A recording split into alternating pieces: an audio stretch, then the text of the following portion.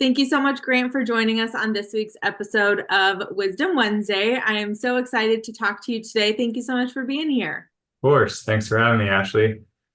Absolutely. So, I would love to just hand it over to you real quick and just have you introduce yourself and tell everybody what you do and where you sit. Yeah, absolutely. So for those of you that I haven't met, my name is Grant Marple. I'm with Atlas Title Company based here in Orange County, California. I've been in our space for about 12 years now, specifically in the title and settlement space. Voted number one dad by my daughter Quinn, who's 5, and the little guy Logan. So fully engaged with the 2 kids and also a diehard 49ers fan. So a lot of folks give me a hard time out at conferences because I tend to give them a hard time with the sports angle, and people tend to think, oh, this guy just goes to 49er games and golf. That's all we see is out there. But fortunate enough to be in the title insurance space for some time, and one of the early members at Atlas Title Company, which we're the first California-based underwriter approved in several decades in the title insurance space. So looking forward to sharing a little bit more and talking with you a little bit. That's great. I love watching football and I love the NFL, but I'm Yeah. definitely more of a college football Nice. girl. I graduated from Oregon State, and so I love the Beavers, and Like it. which is funny because I used to be a Duck fan, like my entire life That's growing up, I fair. was a Duck fan, and decided to go to Oregon State instead and really piss off my parents. No, I'm just kidding. But Yeah. it is funny because now Oh I'm a yeah. Beaver and they're both Ducks, and so it's a funny, we're a house divided in our household. And my husband went to University of Oregon too, so he's a Duck. All So right. now my son, who is almost a year, will have multiple house divided onesies Awesome. and gear that he will join in for for this upcoming season. I can appreciate that. I joke too. I live in Southern California now, but grew up in Northern California. So had to stay loyal to those teams I grew up with. And now our kids are still sticking to the loyal teams that I grew up with. So I can appreciate the loyalty on both sides. I love it. So tell me a little bit about how you got into the title insurance space. Yeah, definitely. So it was probably about 10, 12 years ago now. I was working for the LA Dodgers out of school and had thought that was kind of the dream, and it was a great opportunity for me right out of school. Young atmosphere, very competitive. Worked many hours, many nights at a baseball stadium, and had a good friend of mine that gave me a phone call one day, said, "Hey, we're hiring over here. There might be an opportunity in the title space on the sales side. Would be something you're interested in?" And at the time, as you can imagine, going from a Los Angeles Dodgers business card to a title insurance business card, no one really cares about what you're doing or what it is, where before there was a lot of perks with that job. And being a avid sports fan, that was kind of the dream, to work for a team out of school. And I spent some time thinking about it and kind of had an epiphany of, all right, if I can kind of translate what I've learned over here within this environment and keep it competitive and fun, and also be able to support the interest of going to sporting events through title insurance, that was kind of one of the driving factors. So made the decision to jump into the space. And one of the things I kind of learned early on was it wasn't something that you were selling to someone that they didn't need. And in most cases, everyone needs title insurance and settlement services. And where I was at with the Dodgers, I was making 100 cold calls a day trying to upsell someone that bought one game on StubHub to pay for the full season. So learned a lot in that space, and since then have had an opportunity to help bring others into the industry that maybe had no background within the mortgage space or knew nothing about it. They kind of just have seen the headlines of, oh, like people are getting fired left and right, or it's very volatile. And so knowing what I knew in the last, I don't know, 6 to 8 years, I think I've learned that if you do well in whatever it is, there's going to be immense opportunity, and really stay dedicated with one thing. I've seen a lot of people within our industry, and I think more the younger generation, that is somewhere for, 12 months, 18 months, and then, oh, I'm going to go do something else. And maybe it's within the mortgage industry, but it's different jobs. And so the biggest thing for me has just been dedicated to one thing and learn it and do it really well rather than shift constantly. And it seems like that's a very common thing within the mortgage industry, whether you're a loan officer or a real estate agent. Everyone's always switching brands or wearing different hats. And so the people I've kind of learned from and, seen their success has just been, focused on a couple things and do it really well. And so that's been kind of my focus for the last couple of years, and then bringing folks in that really don't have much experience to go down that same path. Yeah. Something that you said previously about the business cards, about Yeah. having MLB business card, being really cool, super well known, and then going to a title insurance company where maybe is not a well known. It brings me to kind of the what I've seen MBA, I think, shift towards, and I really love to see other companies kind of shifting towards this as well. We have something called the Mortgage Banking Bound program. We partner with universities, and we have a couple sponsor companies who do a fabulous job, but we actually go into the universities and teach them about the mortgage industry. And the Yeah. thing with the business cards is I really just think it's like the education around like what the mortgage industry is. There's so many different roles and so many different moving parts to a mortgage that people don't know. Like a lot of them know the sales, like they know what loan officers are or Yeah.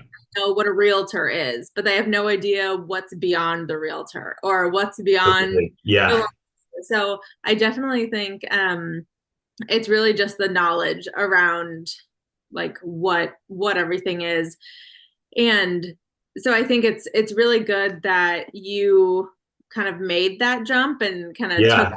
leap of faith into the industry. I think that's really brave, and I think that's really cool that you kind of just jumped from something you knew really well and maybe to something that you had no idea what it was. Yeah, and it's funny you say that too, because I do think a lot of people, to your point, align themselves with, oh, it's just a loan officer or realtor.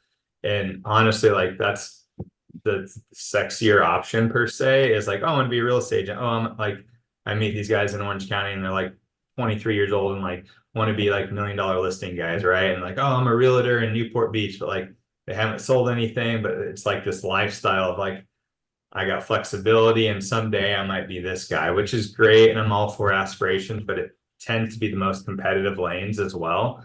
And not everyone's always fit for that position. So like if you think about the different roles and opportunities within our space, most people have no idea just because they're just exposed to the sales front of it or the front facing rather than there's a lot of different opportunities within the space, whether it's finance, underwriting, accounting, operations, even a sales support role. I think just getting that word out to younger folks saying, hey, here's a great career path. And then also one thing for me that was important and even kind of what we do here at Atlas now in some ways is finding someone that isn't too far ahead of you that can kind of show you the path. Because I feel like sometimes being younger within the industry, you see people that are like, oh, cool, you made it here. And there's no relatability to someone that might be coming out of the space or can't relate because they just make it look easy. And that's how I was initially. I used to kind of go around with these different reps and different people in the industry, and everyone had their relationship set and kind of flow going. And they just made it look so easy. And it was at the time very difficult because I'm like, hey, everyone's kind of just good. And I remember going to a conference in San Francisco. It was actually with the California MBA, Susan Milazzo, and sitting there in my hotel and being like, all right, everyone's downstairs. I don't know anyone here. It was a time that the market wasn't necessarily doing that well. And I'm like, am I just wasting my time here? What's going on? And so like just going down to the lobby and met her and several other people, a guy by the name of Bob Pathman and several others that have been in it for 25 plus years. And they're like, who do you want to know here? How can I help you? And having that, first off, that chance to go and then say, all right, I'm going to make the most of my time. I think most people are more approachable than you would think. And so that's what I've learned, to kind of having that that support group there of saying, hey, how can I support you or your company? And going to like conferences like the MBA and different conferences from a vendor standpoint of view, I've had the opportunity to partner and work with other vendors that have lender relationships and vice versa. We can help each other out. And so it's really provided a lot of unique meetings that I've been a part of just based on showing up, and most people don't want to show up. They're like, it's a waste of time, or why am I flying here? And those are the times that are typically the most fruitful. Showing up to things that are a little bit more uncomfortable, or you don't want to, like I said, go to Philadelphia. No one's going to Philadelphia for the weather per se, but making the best out of the opportunities that presented. So, Right. I couldn't agree more with pretty much everything you just said. And one thing that really sticks out to me is I've done a lot of these videos with executives in the industry who have been in the industry for 20 plus years or 30 years. And the common theme among all of them is they are doing this video to give back. And they have the drive to give back to the industry that's given them so much. And you just having the gumption to go down and in that lobby just make yourself visible, and having Susan Milazzo, who's fantastic, just introduce you to a bunch of people. I mean, that's our relationship. I mean, our industry is built on relationships. Like, this is the relationship business, whether you're in sales or not. Like, the mortgage industry is huge, but it's so small. And I've heard that from multiple different people. And I've seen it firsthand. And I've been in the industry for about 10 years, but really in the space of meeting people and going to conferences for about 4.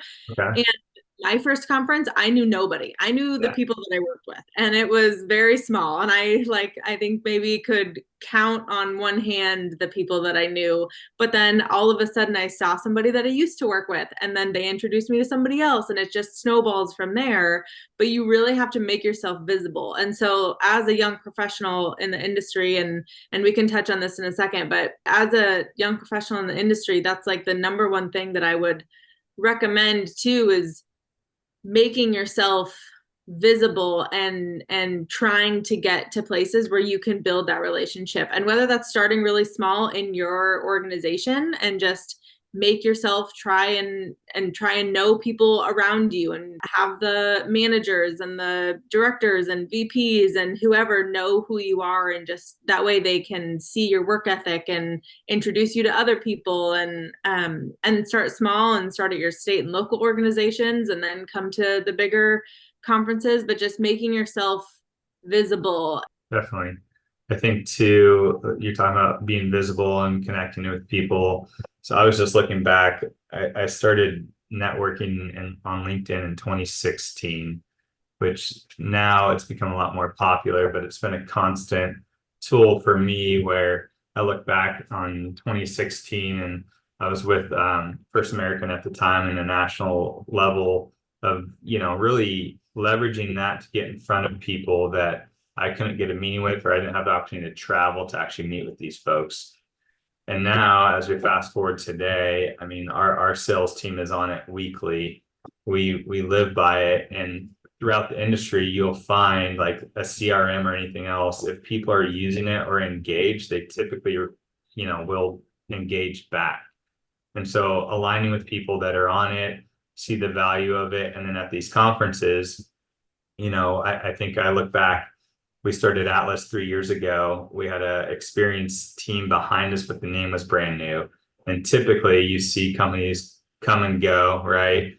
And so giving the ability to go to one person and say, hey, I see you're connected with so-and-so, and say it's a client we work with.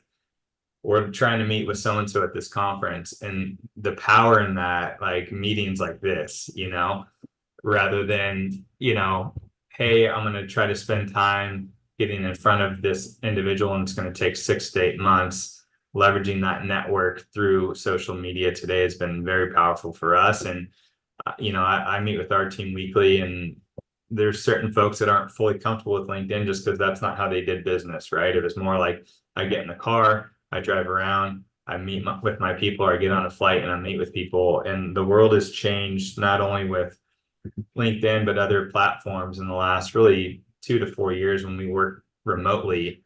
A lot more people are getting more comfortable with it. And, I joke, everyone's on this phone daily, right? And so whether they're not engaging or not, they're definitely looking at it.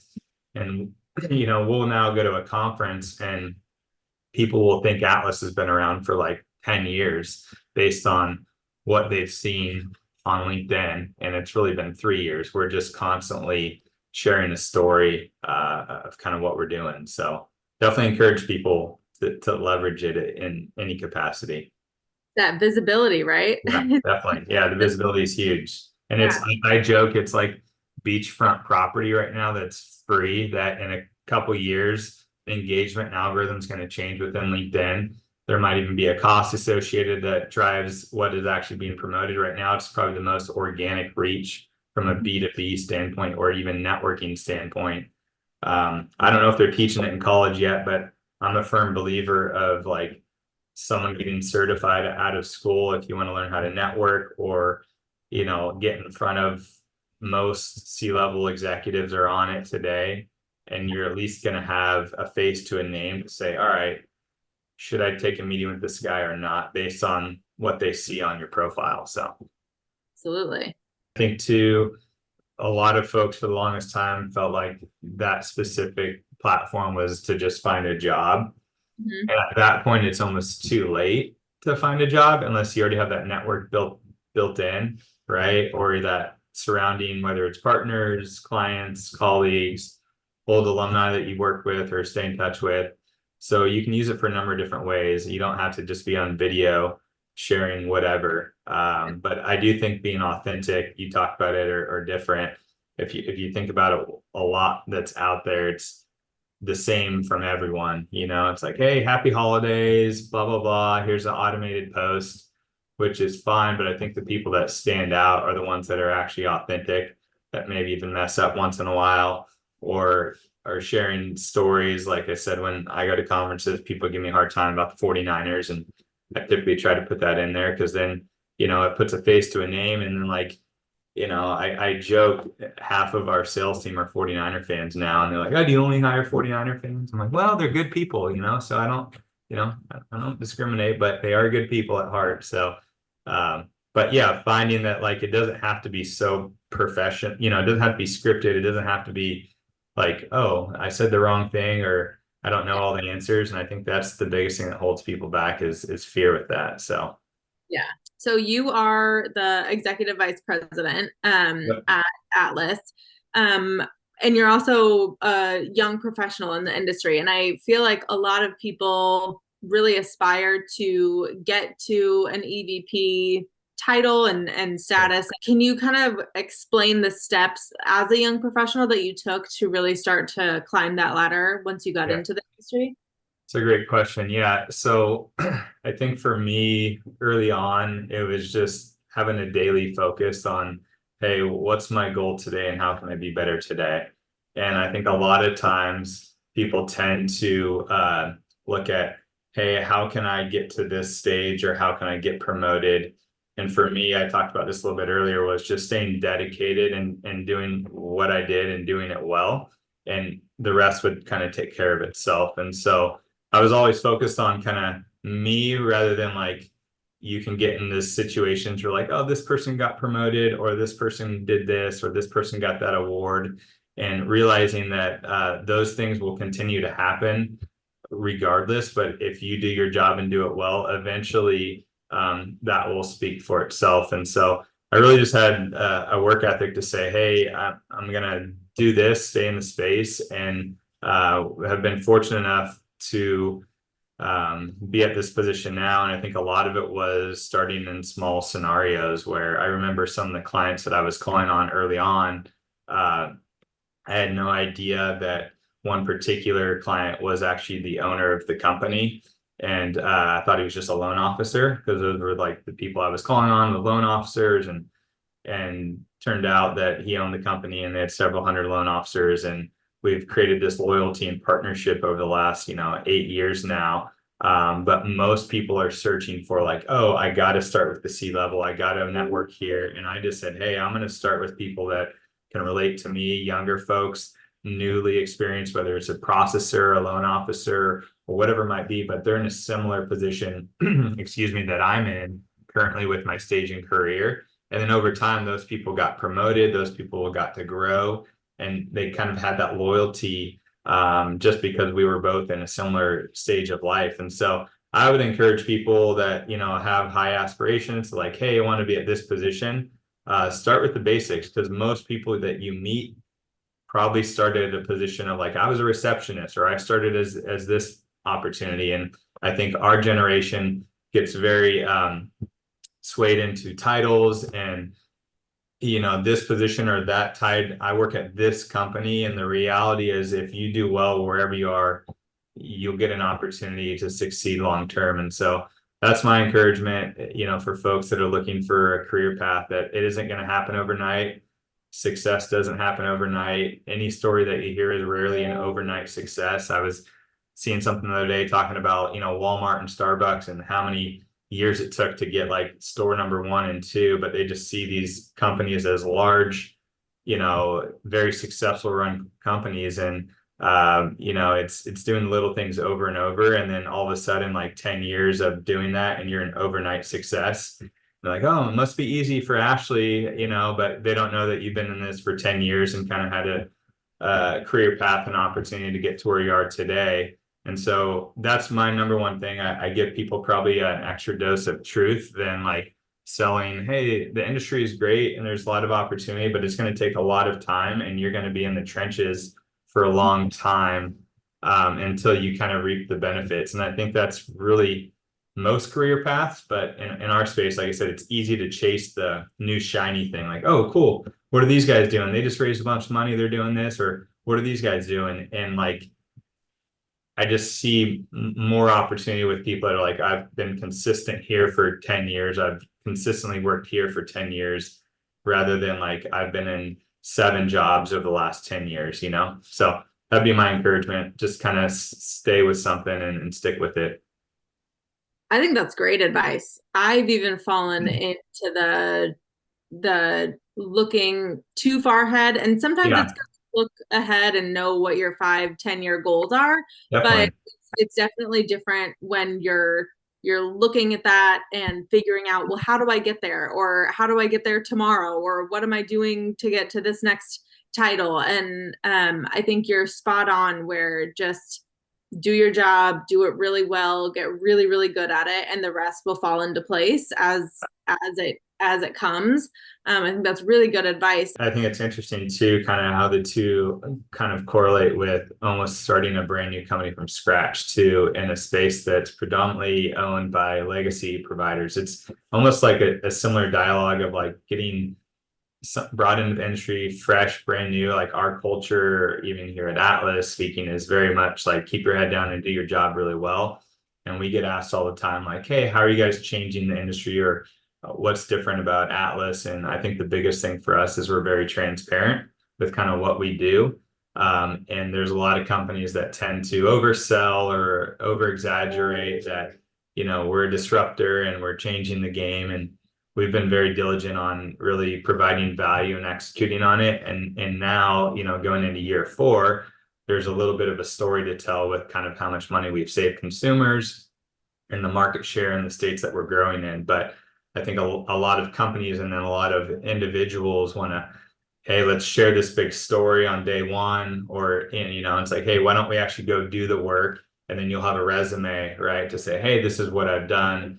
And, it's hard. It's not easy to just be consistent. But someone told me years ago, have your yes be yes and your no mean no. And that's like, I think for our generation, that's very hard, because if we want to look for like reasons or excuses or fault, and like sometimes it's just like look in the mirror and figure out, hey, how can I change or adapt, and kind of go forward with it. So That's great.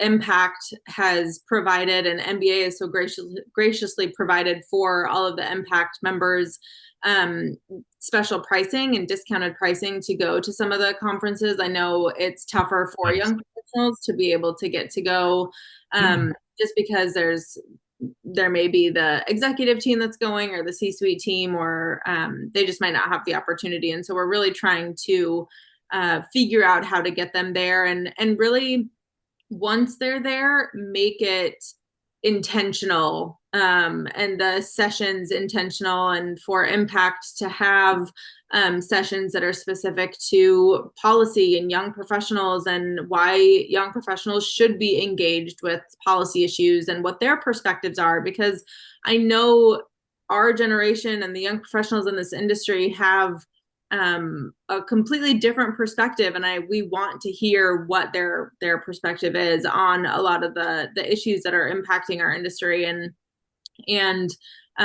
what better place to collaborate with each other than at a conference upcoming at the National Advocacy Conference. I can't stress enough, if you're looking for a conference to attend as a young professional, the National Advocacy Conference is a completely different experience than any of our other conferences. And it's the best way to not only network with people on a state and local level and a national level at the same time, but really get involved and figure out how to make an impact on an advocacy level, and why that matters, and why that matters to you, maybe as an LO, or somebody that's an underwriter, or somebody who's manager of a sales team, or something like that. Every single person has a voice.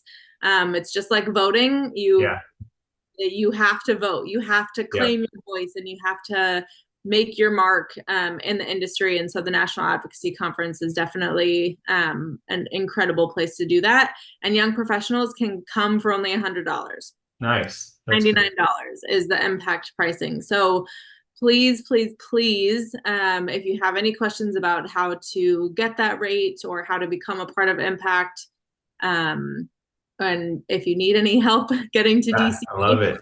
let me know and I can help you figure that out. But yeah, that's my 2 cents, and I'll leave it there. Cool. Cool. Well, I appreciate you having me on today and getting to share, and looking forward to a good year ahead.